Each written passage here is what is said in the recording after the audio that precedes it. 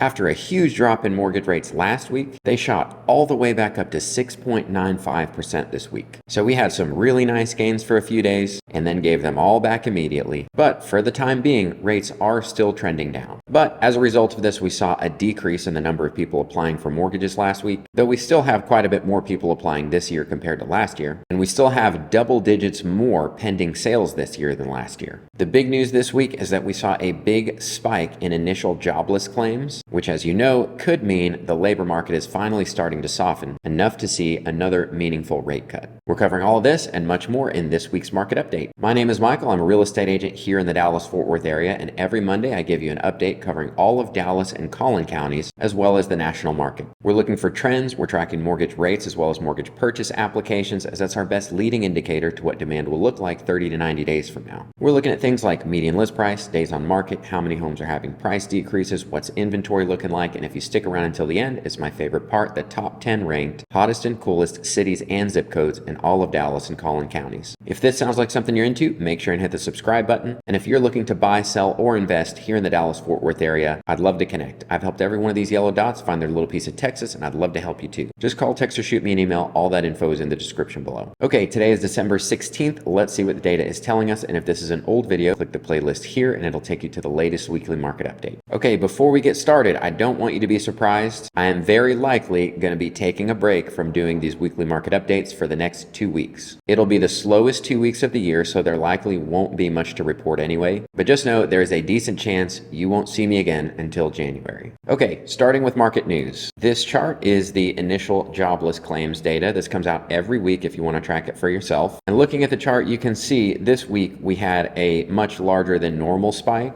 at least for the last few weeks. You can see though, these big swings are a part of this chart. Look at this one to this one, that was massive. So we had a pretty big spike this week, but as we've talked about many times, we're still a long way from job loss recession territory. But if it is going to happen, we're going to see it first here in the jobless claims, though historically speaking, we won't be in danger until we get above about 320,000 on the 4-week moving average.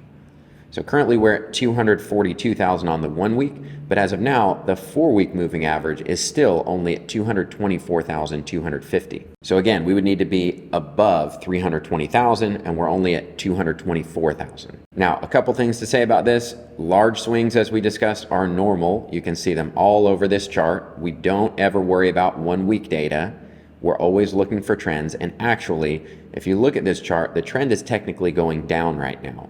So what that means is you can see when we were in an uptrend, we kept getting higher highs, higher highs, higher highs. We were also getting higher lows.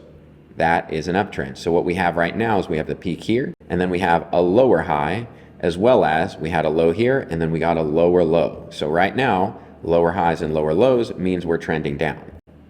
Does that make sense? So don't be worried by this big spike. We are still technically in a downtrend. And ultimately, the only number we care about anyway is the 4-week average. But if, and this is a huge if, this number were to continue going up past this peak in the coming weeks, then the odds of a rate cut will also be going up with it. Because so far, the Fed has been able to keep rates way up around 7% with absolutely nothing breaking in the labor market, as we saw in last week's jobs report. So if you want mortgage rates to start coming down in a meaningful way, unfortunately, that will probably come at the cost of the labor market getting softer and jobless claims going up. But again, this is just 1 week data. It does not mean anything at this point. Up next, if you missed it last week, I made a few videos showcasing some communities that I really like with some good deals for first-time home buyers. The first one is this nice big 2-story house in Fort Worth. It's about 20 minutes from downtown Fort Worth in a fully developed and fast-growing area. Here, you're getting over 2,100 square feet, 4 beds, 2.5 baths, vaulted ceilings in the living room, a tub in the master bathroom, which is pretty rare at this price point, a game room, and every bedroom has a walk-in closet. This one is discounted to just $345,000 and includes a fridge, washer, dryer, garage opener, blinds, and with just the $12,075 FHA minimum down payment after incentives, your monthly payment would be about $2,800 a month. Then the second is this community in Fate, Texas. This one has very highly rated schools for the price. And again, fully developed area. Without traffic, you'd be about 35 minutes to downtown Dallas. But with the current incentives, you could buy one of these 4-bedroom homes over 2,100 square feet, putting just the minimum cash of 3.5% down, which is about $13,000, and still have a monthly payment of just around $2,600. That's because this builder is offering a 4.5% FHA mortgage rate. This area is one of my favorites if you're a first-time buyer. So if you've got about $13,000 for either of these homes and can afford anywhere from $2,600 to $2,800, I think these are great options. Make sure and check these out next if you're interested. Okay, moving on, let's start with national housing inventory. This week we had a smaller than normal decrease of 7,865 less homes for sale in the country. This gets us to 27% more inventory than we had last year, to a total of 682,150 homes for sale in the country. And this same week last year, inventory was only at 538,767. So still much better this year, and nothing crazy is happening. Inventory is declining seasonally at about the same pace as the last few years. Then for reference, the all-time inventory bottom of 2022, we only had about 240,000 homes for sale. The peak of last year, we had 570, and the peak of this year, we had 740,000. And this same week in 2015, we had about 1.05 million homes for sale. So every year, we're getting closer and closer to a normal market. Now looking at new listings, as we discussed last week, this dip from Thanksgiving actually happened. It reported a week later than it usually does. But the dip remained higher than the previous 2 years, as well as we rebounded above both of the previous 2 years again. So ever since September, when rates had a big drop, we have been consistently above, other than this 1 week, both 2022 and 2023's numbers, which means we're consistently seeing more and more people listing their homes, which is great news because the more listings we get, the lower the chance of prices going through the roof again, because the more listings we get, the lower the chance of prices going through the roof once again when rates finally do drop. So this week we had 45,284 new listings. Now looking at pending sales, 8 weeks ago, we finally broke out above that 2022 line, and this week we still have 11% more homes pending than last year. So home sales are definitely growing, even with these high rates nearly back up to 7% again. But overall, we're doing exactly what we should be doing for the year. We're trending down, and we have more pending sales than the previous 2 years. So again, just evidence that we're slowly trending back to a more normal market. But this week we have 304,034 homes under contract. Then the last thing we cover nationally is the percentage of homes having a price decrease. Every year it's normal for a third of homes to take a price cut before selling. Looking at the national chart here, we had a very small decrease this week to 38.15% of homes taking a price cut. But of course, we don't really care about 1 week data. We're looking for trends, and you can see clearly this trend has been sideways and a little bit down for a while. And what you need to know is for prices to come down, this line would need to be going up, not sideways and down. But last year we got as high as 39.2%. The year before we got as high as 43.2%. And we just use this as another leading indicator to what might prices be doing. Prices have been holding stronger than usual, and you can see that reflected here as the number of homes taking price cuts is on the decline. Okay, moving on to mortgage rates. You can see at the end of the week, we had this huge spike up. That is crazy. But we started the week at a 6.72 and ended up at a 6.95. And actually, the crazy news is, even with things going up last week, this is from a year ago. So we are still lower than a year ago. Up until Friday, we're actually higher than where rates were this day last year by 0.13%. And then looking at mortgage purchase applications, obviously those high rates brought less people applying for mortgages. But after the last 2 weeks, we had a total of 16% increase. That was a 10% and a 6%. Now we gave back with a 4% decrease thanks to rates shooting back up to 6.95. But I've been saying this all year. I still believe it. There's no reason to believe mortgage demand is going to grow significantly with rates anywhere near this high.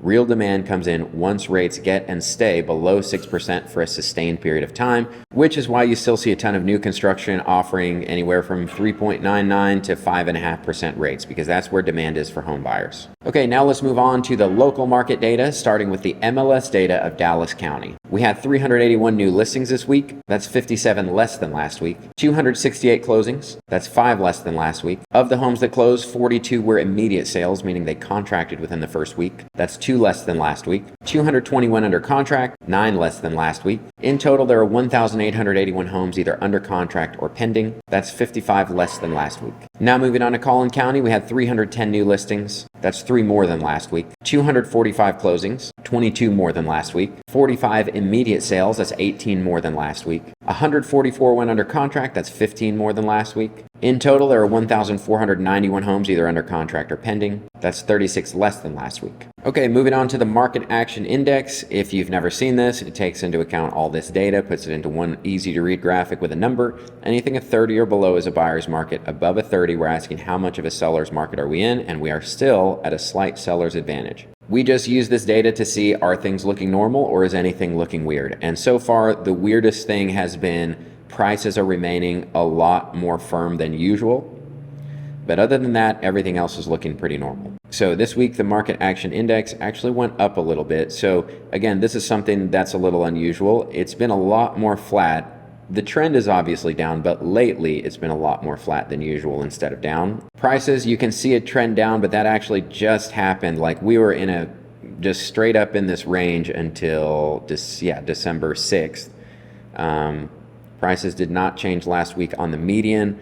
We saw a big drop last week, but again, we always say 1 week data doesn't matter. It's probably going to bounce back some, and it's still lower than where it's been. Again, the median price of new listings was also in a range for a long time, and now we're just barely below that range at 375. So again, prices are coming down, but not as quickly as usual in December. Average days on market saw an increase of 1. Median, that's going to remain at 70 for a while. Number of homes having price decreases as well has just been in a range. No real change there, kind of the same as the national market. Inventory is dropping quicker than usual, I would say. Just looking at this chart, you can see the last few weeks have been going pretty straight down, but down is normal. So overall, things are actually starting to look more normal. For a long time, the big problem was prices were stuck in a range. Now it looks like they've finally broken down below that range a little bit. Don't expect this to last for too long, maybe through January. It's all going to depend on what rates do. But overall, nothing unusual here. Things are cooling down. It's just taking longer than normal. So let's move on to Collin County. Okay, Collin County, we are 1 below Dallas. We're at a 35 slight seller's advantage. And Collin County, the prices have been coming down a little sooner than in Dallas County. But the median price of new listings is still remaining pretty firm. Average days on market